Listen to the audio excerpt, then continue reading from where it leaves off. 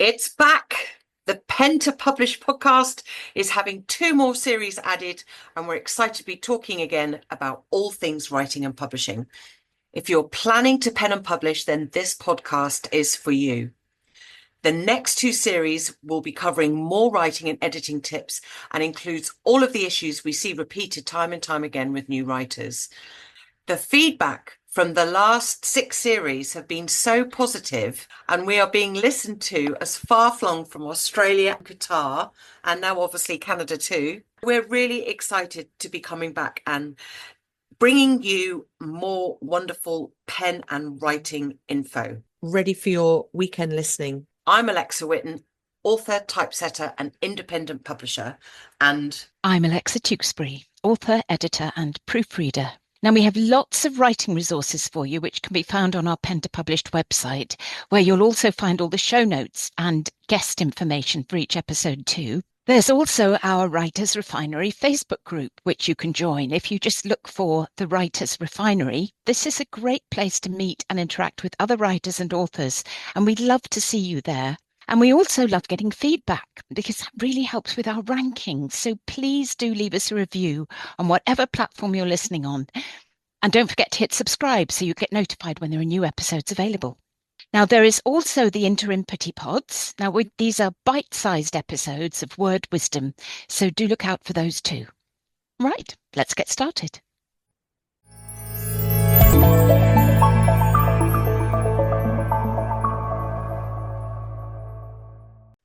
Hey, and welcome to episode 4 of the Pen to Publish podcast. We just had a slight, we were just thinking, is it 3? Is it 4? I mean, it's 4. We're over halfway already. Can you believe that? So, what are we talking about today? We are talking about writing a satisfying ending. Yes. I mean, you got to have the beginning right.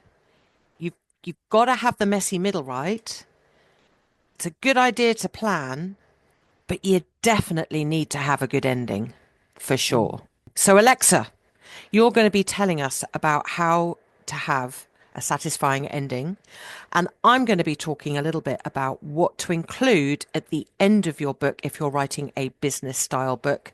And also, we're going to be throwing in, because we are nothing but generous here at the Pen to Publish podcast, we're going to actually also be talking about some of the things you can add if you're doing a children's book, what things you can include at the end. Now, I'm not necessarily talking about having a satisfying ending for a children's story, although obviously you need to have a satisfying ending of a children's story, which I'm sure Alexa will be including in her overarching chat about this, because most children's stories are fiction, so it can kind of be applied.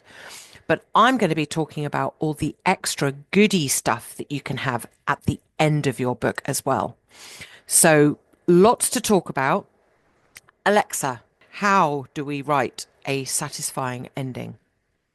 The first thing is probably really obvious, but the ending must make sense. Yeah. Now, I think I mentioned in one of the previous episodes about the short attention span that we seem to be trained to have these days, brought about by social media, by ever-changing scenes in TV shows. So while the beginnings of books need to hook us in really, really quickly, so the endings, they need to make sense so that your reader isn't losing faith in you, basically, because if they've spent this time reading a book and they want something that's going to be fulfilling at the end, because time is short, Mm-hmm. Yep. So if it's a wrap-up type of ending, it needs to wrap things up properly. If it's more open-ended, for whatever reason, it needs to leave the reader wanting to read more by this author. Now, it shouldn't leave a reader feeling confused or that the ends have been drawn together so abruptly that overshadows their enjoyment of the rest of the book. So assuming you plan to write another book, you want readers to keep coming back to you by fulfilling their expectations, not disappointing them. So if you ever look at social media and see disappointed comments about a film or a TV series, you might see something like, well, that's 2 hours I'm never going to get back. And that's not what you want people to say about reading your book. Your reader is given the time to read it, so it's important to reward them with that good ending. It doesn't have to be happy necessarily, and it doesn't even have to be necessarily what they want to happen, but it does have to be good. So something to think about from the outset when you begin to write your book is how you might want to end your book. Now, when you know the point you need to get to finish your story, it really helps as you weave the threads together throughout the writing, because then you stay on track and you can tie up those loose ends. And again, it goes back to that initial point. It makes sense. Having said that, I've sometimes found in my children's books that I would have an idea for how the story was going to work itself out when I started, but then I might actually be over halfway through the writing before what felt like the perfect ending fully presented itself. Like I know this is going to happen to them and this is going to happen to them and this is how it's all going to work out. But something will click in my mind when I'm a good way into the writing. It might even be the very final sentence. I'll just think, that's it. That's what I want to say right at the very end. So I think have a rough idea and keep it in mind all the time as you're working through your plot points and your fuller story, and make sure that that ending is where you are leading to. I think it's really important, sorry to interject, Alexa, that if you're going to try and be clever, like we spoke about last week, by putting in these sort of red herrings, you do need to make sure they're tied off at the end. I think it's lazy writing to drop in plausible dead ends, but if they're left hanging, the reader is left going, well, they obviously use that as a device to, sidetrack me. And then they've just forgotten about it or just dismissed it. Mm. Now, I'm not necessarily saying you have to have everything tied off neatly with a bow, because I don't think necessarily you need to have it like that. But I think you can't leave things wide open if you've used it as a red herring, Mm. because I think readers would get annoyed with that. Would you agree? Yes.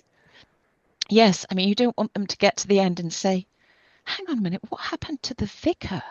Mm, I thought he was supposed to be there at the fete, but actually it doesn't sound as if he was. And he was actually in a caravan, and then that's the last we heard of him. mm, You don't want people remembering something or remembering a character and thinking, well, what was the point of that? Where did that go? mm. Yes. And So you all don't these, want to have a list at the end, yes, a sort of, in summary, this is what yes, happened, because that's a bit lazy as well. I don't think yes. there's anything wrong with, and I'm sure you're going to be talking about this, but I don't think there's anything wrong with leaving a few things open if you're writing a series and you know you're going to come back to it. But you've got to be careful how you do that, because you don't want annoyed people getting to the end of your book. And then if you write another book, they're not going to bother because they've invested money, time, only to be either disappointed with laziness if you haven't done your finishing off where it needs to be finished off. Yes. I've got there's different types of endings that I'm going to discuss, and that's part of that. Mm, So you can go for a neatly tied up ending, a resolved ending. For a murder mystery, for example, the clues have all led to a logical finish, everything's explained. There's a resolution for the characters as well as for the story, and all the questions are answered, and that clearly is the end of the book. If you're writing a series of books, though, as you've said, until you get to the last one, you don't want to provide a neat resolution to everything. You can tie up some things, but you also need to leave enough unresolved, especially if something key to the story, so that your readers can't wait to get their hands on the next book. Now, you see this in TV series as well.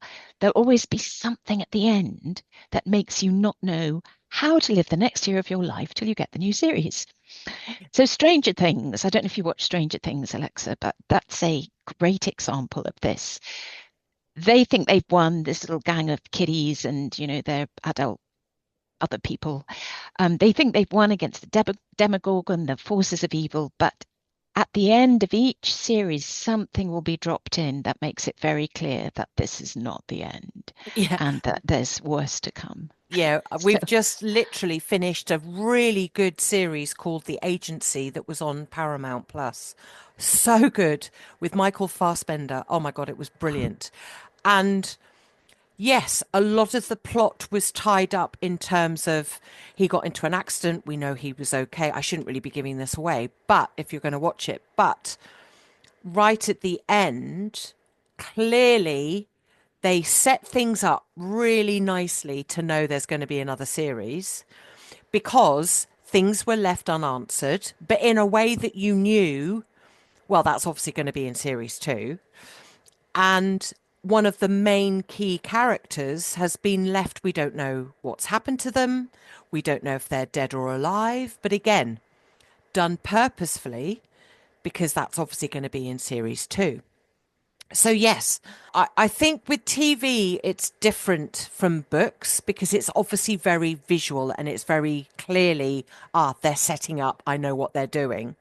If this is mm, going to be your first book, unless you, I don't know, you got to be careful if you're going to have another book that it's clear to the reader there's going to be another book, I think.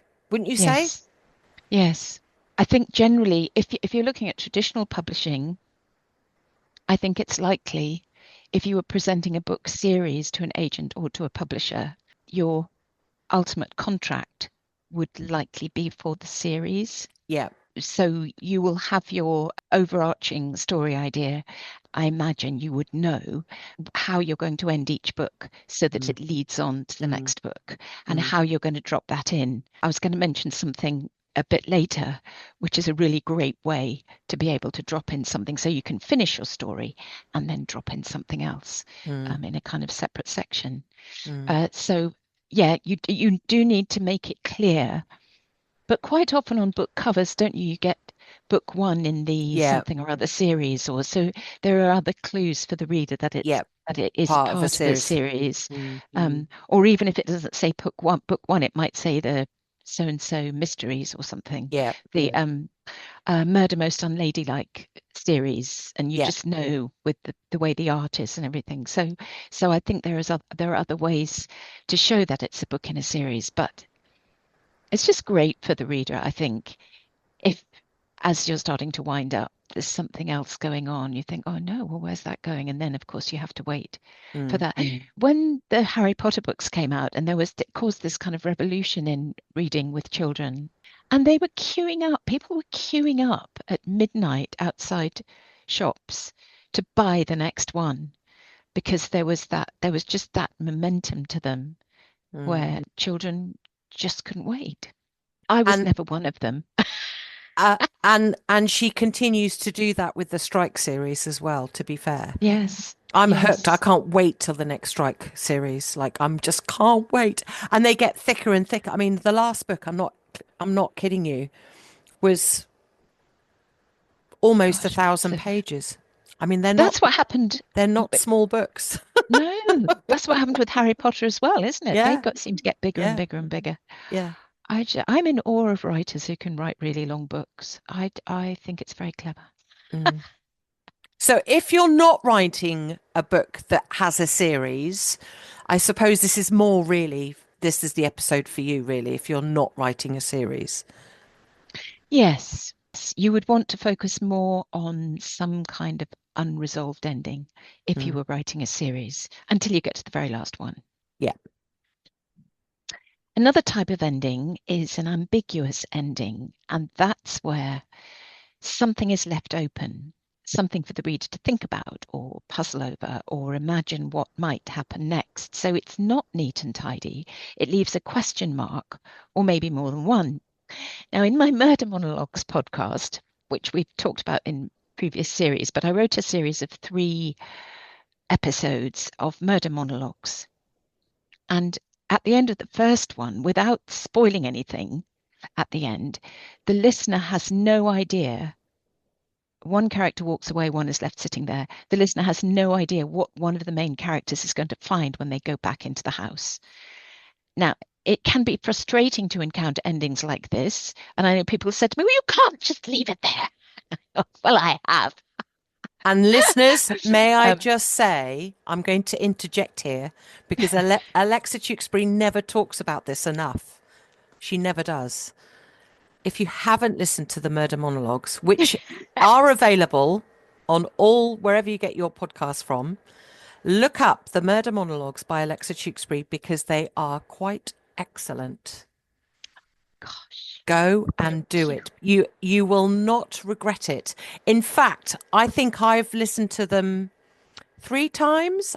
In fact, Have when I you? get off this call, I think I'm going to re-listen again because That's they're so good. amazing. They're so good.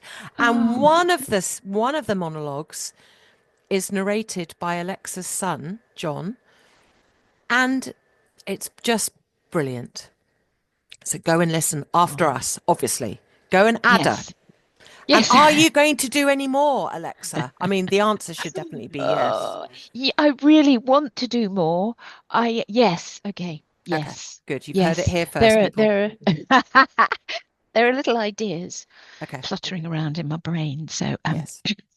So as I say, an ambiguous ending, it can be frustrating, but So in a good satisfying in way. a way. I Yes, know, I love because it. it's like if it's a kind of a delicious, oh, you've got to be kidding me. Yeah, And then your mind can go off and think, oh, that might happen, or that might happen, or oh, supposing that happened. So it's an interesting technique to use. It's probably an idea if you've not done that kind of thing before, probably an idea to go and read some things, listen to some things that have those kind of endings, so that you do get it right. Because it's almost like it has to be a point of frustration, but not, you don't want to actually make people angry with you yes. with A the ending. deliberate So frustration rather than a yes, lazy, it's been left ambiguous because the author didn't know either, or just bad writing. yes, So that, it's got to be deliberate. I think a deliberate ambiguity is fine. And yeah, frustrate the readers. Excellent. I love that. yes. If it's deliberate. If it's not deliberate and by accident through just bad writing, I don't think that's acceptable.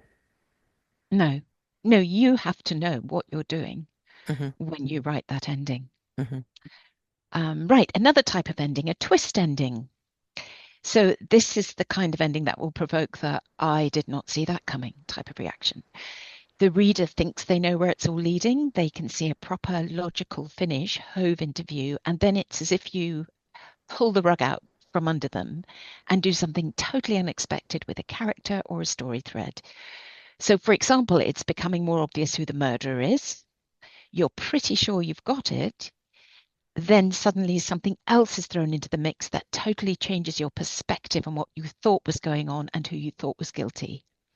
But again, as with each of these endings, just beware that it still makes sense. It can't be something that's so random that your reader has no idea where it came from. Otherwise, they will just feel cross with you. Now, a twist that really works well is clever and brilliantly thought out, and it's likely to be something that you've been building up to throughout the whole novel, writing your way towards it. Yeah, you can't have a twist where, I don't know, one character that you mentioned in passing in chapter two, briefly by once, and then they ended up doing it. I think, I mean, some people do that because they think they're being clever, but I don't know. I don't know how you feel No, about that.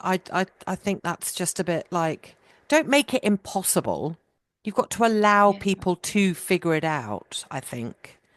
Yes, and if they haven't figured it out by the end, they then, once they read it and have that, oh my word, they then need to be able to track back and think, of course, how did I miss that? Yeah. There has to be the plotting of the clues has to be done very thoroughly Mm. so that your reader isn't like, well, how in the world? I don't get it. Yeah. They Yeah. have to get it. Yeah. Then Another type of ending is where you end the story, but then you might decide that you want to add just a little bit more. So you can use an epilogue at the end of your book. The epilogue can perhaps answer a question that you've deliberately left open up to this point, or it can continue the story on a little bit.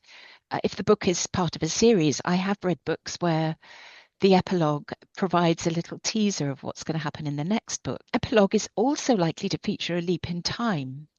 So you show your reader basically what happens a little bit further down the line.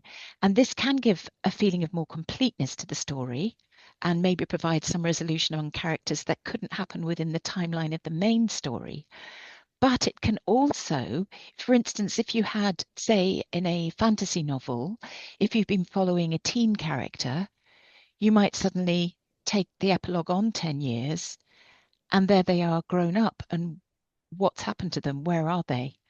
And that then takes you on to the next stage of the journey in the fantasy. Then there is also a circular ending.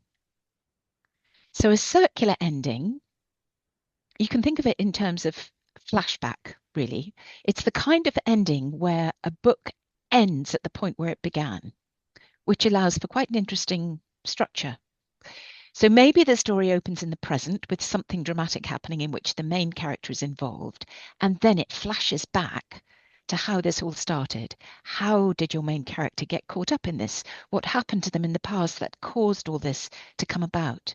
Now, this is used a lot in TV shows. You have a situation, then you go into the flashback for the chunk of the episode, and then when you get to the end, you're back at the beginning scene again, and then what's happening in that scene is resolved. But you actually understand how it all came to be. There But was a, as I say, yeah, there's a brilliant book. I can't remember what it was called. I'm going to see if I can find it. And right at the very beginning was a newspaper article. It was a fiction book, but there was a newspaper article right at the beginning about a train crash and certain people dying in this train crash. It was a horrible train crash. And then the book starts. And actually, the book talks about all the story before the train crash and then ends, obviously, very clearly, full circle, like you said, with then you realizing that the train crash is the ending, but it was right at the yeah, beginning. And it's very yeah, clever. It's very clever because when you first read the bit at the front, you're like, okay, gosh, that's sad. And then obviously, quite clearly, the story starts in no relation to what you've just read. And then you kind of forget about it. And then you mm, don't realize until right at the very end, oh, yeah, the train crash, obviously. mm. Totally forgot about that. It was just very clever, very And clever. presumably in the meantime, you've got to know those characters and you've got to attach to Of those characters, and course, then suddenly you have this, oh no, they're gonna of die. course, of course. Yeah. So yeah, very clever and very impactful, Hmm. I think, that kind of structure. Yeah. So that's just some various types of endings that you can consider. Now, I mentioned at the beginning knowing your ending before you begin, at least roughly, even if the specifics don't come to you entirely until you're partway through writing, it still gives you an end point to work towards. But you might find as you write that different possible endings begin to present themselves. And it can be a good exercise to write them down. Now, just as we talked about earlier in the series about the range of possibilities there might be for where a scene goes next, it's the same with the ending. You can give yourself a choice. You can write down several possible endings and decide which one you think works best and will be the most satisfying for the reader. And make sure your ending is about your main character. If that's the journey you've taken your reader on, they are going to want the ending to be about that main character. They want to see it reach its fulfillment. That's where their interest is, and that's where they want to see the resolution. And if there's a theme to your book, you might not necessarily set out to create a theme, but sometimes, depending on your storyline and what the character is doing and achieving and failing at and then overcoming, you might realize that you do have some kind of a theme going there. So, say perhaps determination to overcome something, or love, just something about love. But just be sure that if you are using a theme or if you become aware of a theme that you can build on within the book, that you use it in the way that you conclude your story. You want to leave the reader with a positive, powerful response to your book. So make sure that theme is reinforced as you draw it to a close. Because again, that will leave your reader with something very, very memorable when they think of that book. So as you can see, there are multiple ways that you could end your book, lots of different possibilities. I think to decide how you want to end your book, ask yourself, what kind of feeling do I want to engender in my reader? What do I want them to take away from this? What's the best way to end of all the possibilities? What's going to hook your reader into wanting to read more of your books the most? And I think if you can answer those questions, keep them in mind, if your ending does change, it's possible your ending might change because characters, they do have a way of going off on their own way, and suddenly the scene's not quite where you thought it was going to be. But it's as we talked about with planning, if you have your ending fixed and then suddenly something better occurs, write that one down too. And then something better occurs later on, write that one down and just see what am I heading towards? What is the best way that I can finish this book that will give the reader the most satisfaction? Definitely. And I think also writing a satisfying ending doesn't, like you said right at the beginning, doesn't have to be sickly sweet. You don't necessarily have to write, you don't, it doesn't have to be a happy ending at the end. We're not saying that when we're saying writing a satisfying ending. I love books that are ambiguous, where you Me actually have too. arguments with other people about what happened. I love that. Yes. If it's done well, let's say the book is hurtling towards whether or not this person lives or dies, and at the end we don't actually know. I like that. I know it's frustrating for some people. I love your epilogue and, changing in time. I think that's also very effective. But I think whatever ending you choose, be it a twist, a good resolution, an ambiguous, or jumping in time so that you have to read the epilogue to understand what goes on. You just have to be very clever and thoughtful and purposeful with your ending. Yeah. You don't want a book to fizzle out. Don't No, ever let it just fizzle out. no, no. Even if it's an ending you don't like, it's much rather to have an ending that divides opinion than to have an ending that's just a bit bleh. Because Yeah. otherwise, why have you read the book if it's a bleh Yeah. ending? Yeah. Or there are, of course, some books where you can clearly see either the author has reached their deadline and suddenly they have to get everything finished within 3 pages. That's also very unsatisfying. Yes.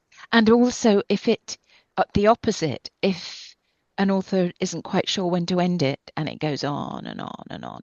But I think a lot of that can be corrected in the editing process. Mm, I think when your editor gets hold of it, they will be able to see when it's starting to lose its momentum and when, and how to readjust it to mm, make sure that that doesn't happen.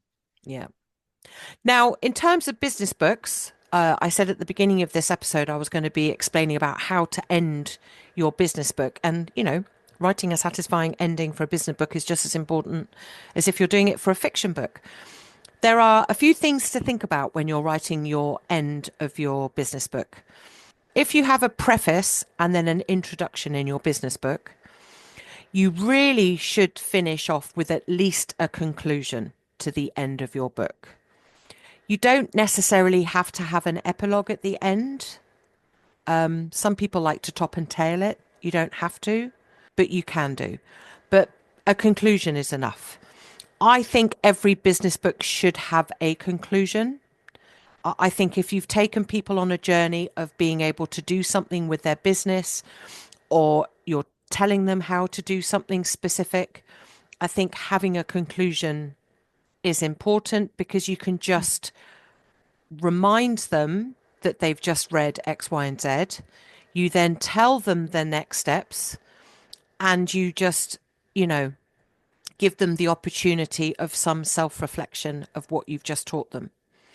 So I think it's important that you always have a conclusion. Yes, you want it wrapped up properly. Yeah. I always like to have at the end of a business book, not only a conclusion, I like to have a bit about the author at the end. And I think that should happen with fiction as well. I think you should definitely have a way of people getting being able to get in touch with you as well. Where do I find you? And again, I know I talk about this all the time, and sorry for repeating myself, but if your pen name or your author name is not what you use on social media, tell me what you use on social media, because there's nothing more frustrating than trying to find an author and I can't, because either the author's name is very common and they haven't got in there first, or your author name is Joe Blogs, but you go under Fanny Price on your socials. Like, I can't make that connection. So let me know. Reading lists. I love a reading list in the back of a business book as well. So if you've made mention to some books within your book, obviously you will need to reference those properly. That's very important. But you can also include a reading list of other books that are similar to yours that you might think your readers will enjoy. Don't be stingy. And an acknowledgements page. Again, that generally comes for fiction as well, but I think it's a nice nod to have at the end of a business book too. And for children's books, use that Alexa has said for your children's books. I mean, most picture books do have a, you know, beginning, middle, and end, but because the character arc is probably much shorter, there's probably not much to wrap up unless you're telling some kind of fable or there's some kind of lesson in the book that you're writing. Obviously, just make sure that it ends in a way that teaches that lesson. But this is more stuff for the reader that I think can make a children's book very, very powerful. And that is reading comprehension questions at the end of the book that the reader can then go through with the child. I think comprehension is so underrated in reading books. I've worked with several authors that use one in particular has a set of questions at the end of each page. The questions on the left are for older readers and the questions on the right are for younger readers. And I love it. I remember books at school that I had in the 70s that had that style of comprehension questions. I don't think it's used enough in children's books, and I think it should. And I love that because you are making sure that the child at the end of the book has understood what it is you've been reading. Some children, especially if you're teaching children new vocabulary, why not actually ask the question? Do you know what that word means? And as parents, let's be honest, we've all been there. We're tired. It's the end of the evening. We just want our kids to go to bed. I get it. But if you're going to have dedicated story time, I think having some notes at the back that have been done by the author give us some pointers will make the general reading experience all that much richer, I think, for the child. So don't be afraid of having a set of questions at the end of the book. Don't be afraid of having some guided notes for readers and carers to use while reading the book. Explain to us. We don't want literacy to go down. And I think having those extra bits at the back help the adult as well as the child as well. Again, have little activities throughout the book if you want, but just make sure that they are well defined at the end, or if it's looking for pictures, make sure it's well explained at the beginning. Some picture books have find the little mouse in each picture. Just make sure that you've stated that at the beginning. And then at the end, ask how did they get on? I think when we did the Don't Be Silly, the Rainbow Monster series by Laura McLennan, She had those, right, throughout her book. Count how many red balloons you can see. She had these notes at the back of the book, which I think were great.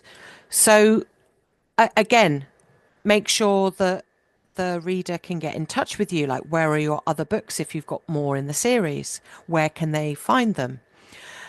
I think a lot of authors miss that next step of allowing readers to be able to go and buy the other books they've done. I don't know. I don't understand that mentality myself. But anyway, that, No, because a book, when you buy a book that's part of a series of books, you'll have the images of mhm, the other books, or at least if it's a lot of books, that Agatha Christie has the names, all the Poirot books or all the Miss Marple books and everything else that she's done.